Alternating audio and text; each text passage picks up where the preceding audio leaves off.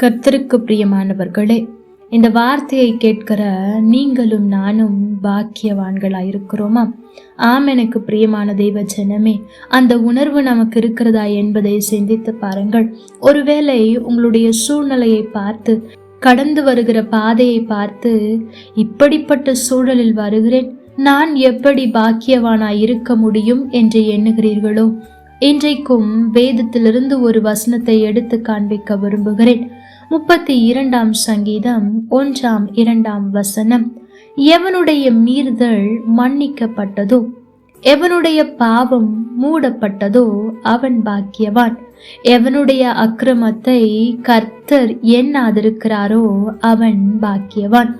எனக்கு பிரியமான தேவ பிள்ளைகளே, இந்த வசனத்தில் 3 விதமான காரியத்தை சொல்லி அப்படிப்பட்டவர்கள் பாக்கியவான் என்று வேதம் சொல்லுகிறது.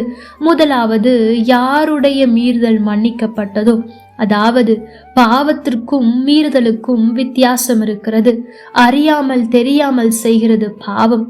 தெரிந்தும், அதாவது ஆண்டவர் இதை சொல்லி இருக்கிறார், இதை செய்யக்கூடாது என்று தெரிந்தும் நாம் செய்கிறோமே, அதுதான் மீறுதல்.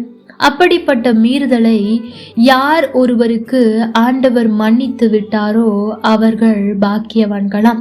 இரண்டாவது, யாருடைய பாவம் மூடப்பட்டு விட்டதோ அவர்கள் பாக்கியவான்கள். யோசித்து பாருங்கள், ஆண்டவர் மாத்திரம் நம்முடைய பாவத்தையும் மீறுதலையும் கணக்கில் வைத்திருப்பார் என்று சொன்னால் இன்றைக்கு எத்தனை பேர் நம்ம உயிரோடு இருந்திருப்போம். நிச்சயம் அவருடைய கிருபை நம்மை பரிசுத்தமாக்கி இருக்கிறது. நாம் பாக்கியவான்கள் தான்.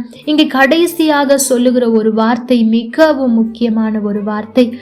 எவனுடைய அக்கிரமத்தை கர்த்தர் எண்ணாதிருக்கிறாரோ, அதாவது இந்த வார்த்தை ஆங்கில மொழியாக்கம் ஒன்றில் எப்படியாய் மொழியாக்கம் செய்யப்பட்டிருக்கிறது தெரியுமா? What Joy for those whose record the Lord has cleared of guilt.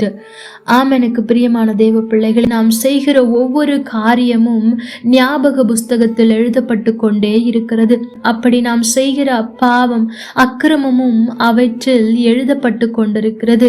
அப்படி இருக்கும்போது யாருடைய அக்கிரமத்தை அந்த ஞாபக புஸ்தகத்திலிருந்து ஆண்டவர் எடுத்து போடுகிறாரோ, கிளியர் செய்கிறாரோ, அவர்கள் பாக்கியவான் என்று எழுதியிருக்கிறது.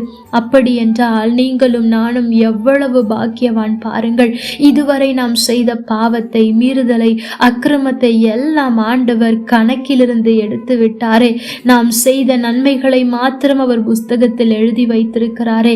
அதற்காக நாம் நன்றி சொல்லுவோம். ஒருவேளை உங்களுக்கு அந்த சந்தேகம் இருக்குமானால் ஆண்டவருடைய சமூகத்தில் போய் விழுந்து விடுங்கள். ஆண்டவர், என்னுடைய பாவத்தை, என்னுடைய மீறுதலை, என்னுடைய அக்கிரமத்தை எண்ணாதிரும். உம்முடைய புஸ்தகத்திலிருந்து அவற்றை கிளியர் செய்து விடும் என்று நான் ஜெபிக்கும் போது நிச்சயம் அவன் நம் ஜெபத்தை கேட்டு பதில் தருவார். கர்த்தர் தாமே உங்களோடு கூட இருந்து உங்களை ஆசீர்வதிப்பாராக. ஆமென். லைக் பண்ணுங்க, ஷேர் பண்ணுங்க, கமெண்ட் பண்ணுங்க.